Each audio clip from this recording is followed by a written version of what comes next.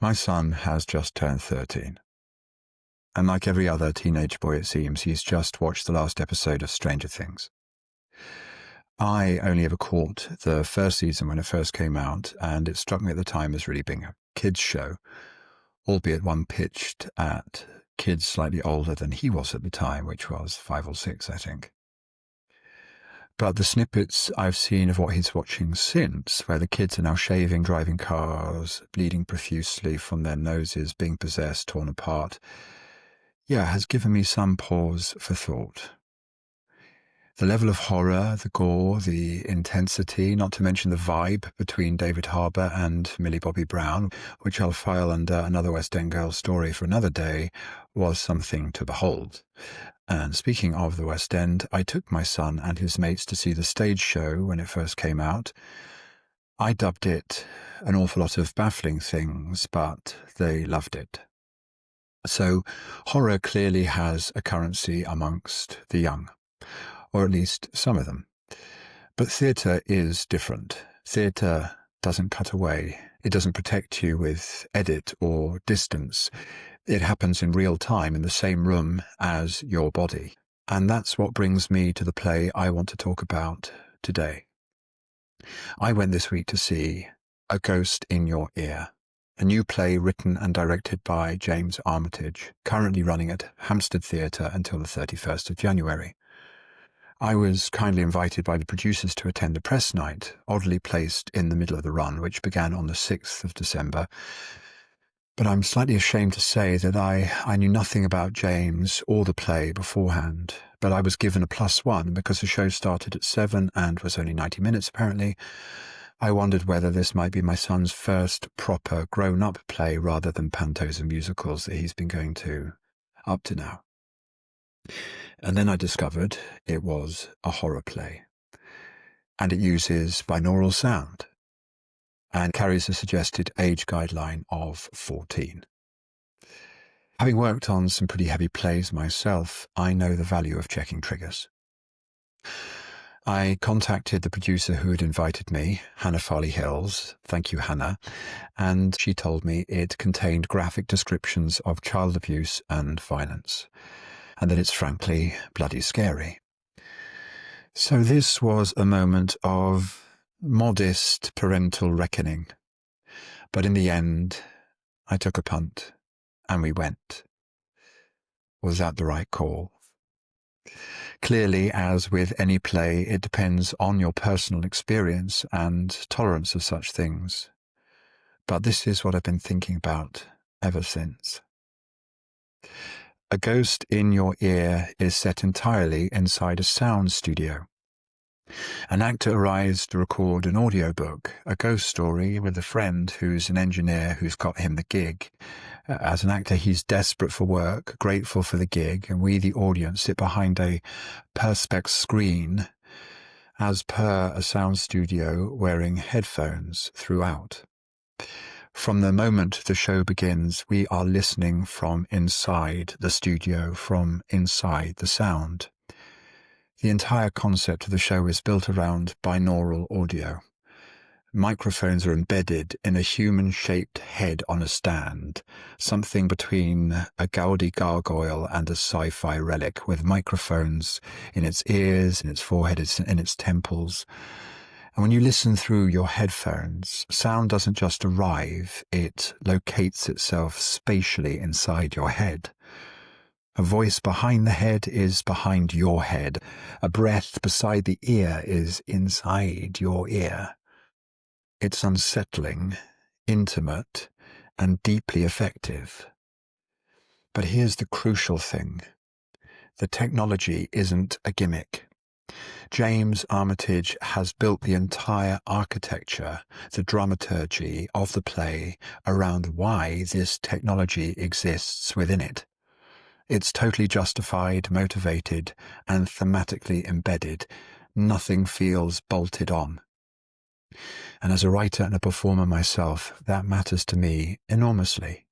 Gives me great satisfaction, as I learned from David Mamet, the idea of the play is everything. Everything should serve it. James says in the program that he read 250 ghost stories in preparation for it. He knows his lineage, both artistically and technically. Now, I've encountered binaural sound before, as I'm sure he has many times, at the National Theatre for one in Anna, written by Ella Hicks and directed by Natalie Abrahami, and during lockdown watching Encounter by Simon McBurney, a one-man play he did some years before and used binaural sound, and I could watch that on my kitchen table with my headphones on, startled by how immersive sound alone could be. But a ghost in your ear is the most theatrically integrated use of binaural sound I've seen, because it isn't there to impress. It's there to serve the fear. I've worked in horror, on stage and screen. I was in 222, a ghost story directed by Matthew Dunster, Danny Robbins' play. I've done Macbeth, and I was in The Conjuring Last Rites. And you learn the mechanics when you're involved in these shows. You realize how mechanical some of it is and how much it's to do with rhythm and build and release. And James Armitage understands this deeply. That it isn't just about relentless jump scares. It's about containment. This play does not bludgeon you. It waits. And when the scares land, they land because you've been held securely beforehand. You know from the off that you're in safe hands. As you sit down and put the headphones on your head, there's a voice checking in with you to make sure everything is working, but the voice is dripping in suspense and malevolence. I believe Mark Gatiss advised on the production, and as you may know, he's a bit of an expert when it comes to horror. There's an intelligence here about the genre. You know, its history, its tropes, its discipline, and thus it's deeply satisfying. It reminded me powerfully of The Woman in Black. Two performers, a confined space, storytelling doing the heavy lifting. Now, I saw Woman in Black as a teenager when I was doing theatre studies A-level, not long after it came out, and it terrified me and genuinely contributed to my wanting to become an actor. The idea that a room could change temperature so completely with almost nothing has stayed with me ever since. This play understands that tradition and updates it. George Blagden plays the actor. He gives an extraordinary performance. At first I thought he was a little over-enthusiastic, a bit pushed, but then I read it with some hindsight, how he calibrated it beautifully, giving him somewhere to go with his voices and with his emotion and with his backstory. He isn't just a narrator reading out a book. His performance is vocal, but it's hugely physical, an emotional orchestration. He uses the binaural head as an instrument, cleverly directed by James, playing with proximity, distance, breath, stillness, and at times he even endows it with a relationship, something familial, which is deeply affecting. Opposite him, Jonathan Livingston provides a grounded counterweight, warmth, humour, and something else I won't spoil here. But together they carry the piece with remarkable control. Jonathan's comic relief reminded me of how essential that is in horror, and I think he would make a brilliant porter in a production of Macbeth. Watching it with my son changed everything about it, really. At times we were clutching each other, reassuring each other through the worst moments. But it wasn't just scary. It was sobering because the play touches, without sensationalism, on inheritance, trauma, and what passes from parent to child. It reminded me of The Book You Wish Your Parents Had Read by Philippa Perry and ideas I recall from The Power of Now by Eckhart Tolle, particularly around generational trauma, but here explored from a male paternal perspective. Now, sitting beside my son, feeling both of us jump, hide and laugh and breathe, I was reminded of my own formative experience, a ghost train at Colchester Mercury Theatre, The Woman in Black as a teenager. Horror, when done well, can be an initiation. So I don't think horror is about being scared. I don't want to get highbrow and snooty about it. I just think horror is about something more. I think it can be about practicing fear in a safe room.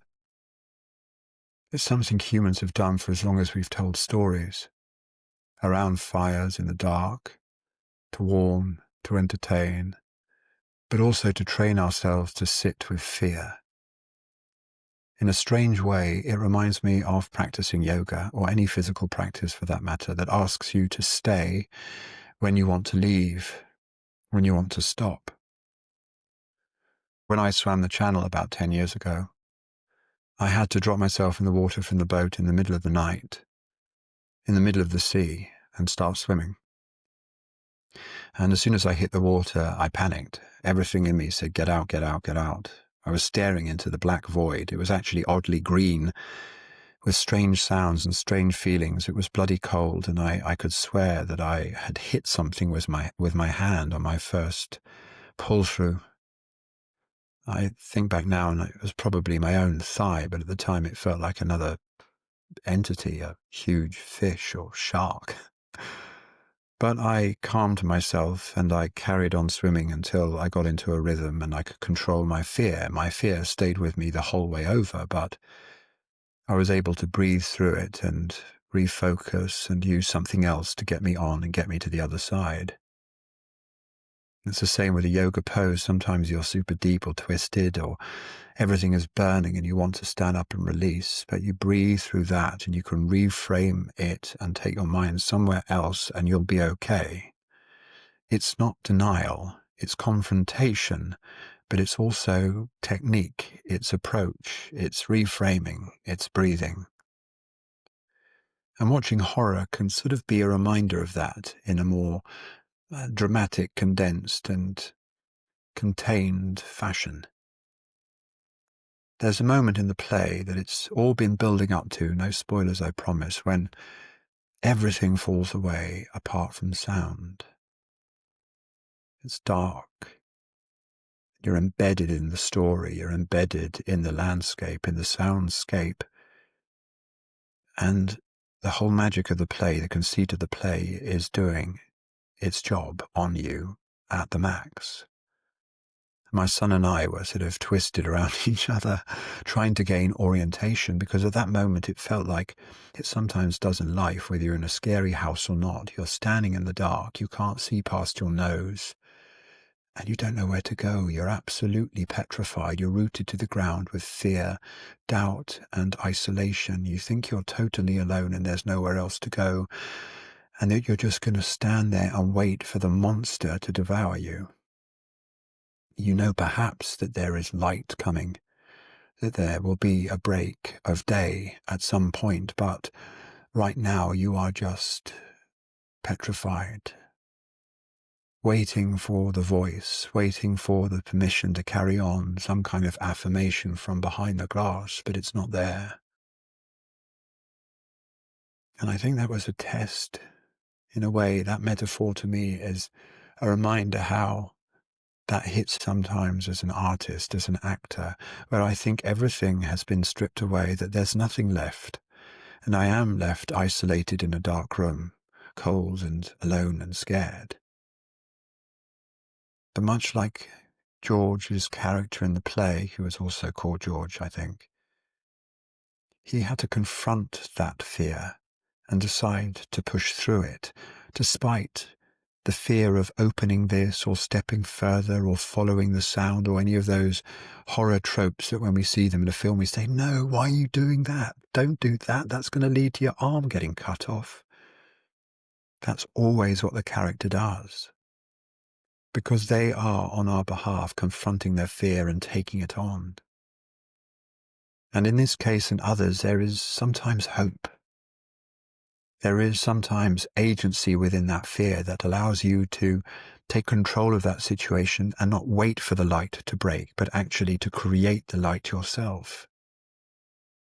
Now that's what I feel I've been doing, with the work I've been doing, with the connections I'm trying to make with a small audience that I'm trying to gather around me on this subject, because I know that if I feel this way about my predicament sometimes, and have done often over 25 years, but perhaps have more ability to express it now than ever, other people around me will be feeling the same, in the same way that when we sat in that audience behind that perspex glass, we all knew what was going on. We all knew the feelings of that isolation, of that vulnerability, of that fear. And we want to witness somebody going through it on our behalf, so we know that it can turn out all right, even if it doesn't wholly, even if the ending is ambivalent or ambiguous. You kind of know that you at least have got through it. And you can leave the theatre and you can go out into your world, into your life, better armed. And that's what I think horror has given me on this occasion. And taking my son to that at 13, was that a good choice? Well, of course, you'd have to ask him, but he couldn't stop talking about it in the car. Though that may have been a combination of adrenaline and the banana cake I bought him in the foyer, and he did say that it was scarier than Stranger Things. But no tears, no running out. A rite of passage of sorts, rather than an ill-judged excursion. A Ghost in Your Ear is intelligent, frightening, restrained, and deeply theatrical. It honors the past, uses technology with integrity, which is something that we'll all have to confront more and more, and understands fear as something to be handled, not exploited. I wouldn't be surprised if it goes further, tours or transfers, and slips into the well-worn slippers of the woman in black. But whatever happens, I hope it holds onto its core and doesn't become just a piece of event theatre. Because the fear we felt in the theatre that night can teach us something. Teach us how to stay and face it. It's on till the 31st of January at Hampstead Theatre, Swiss Cottage. Go, if you dare. I'm glad I did. I'm the resilient artist, and so are you.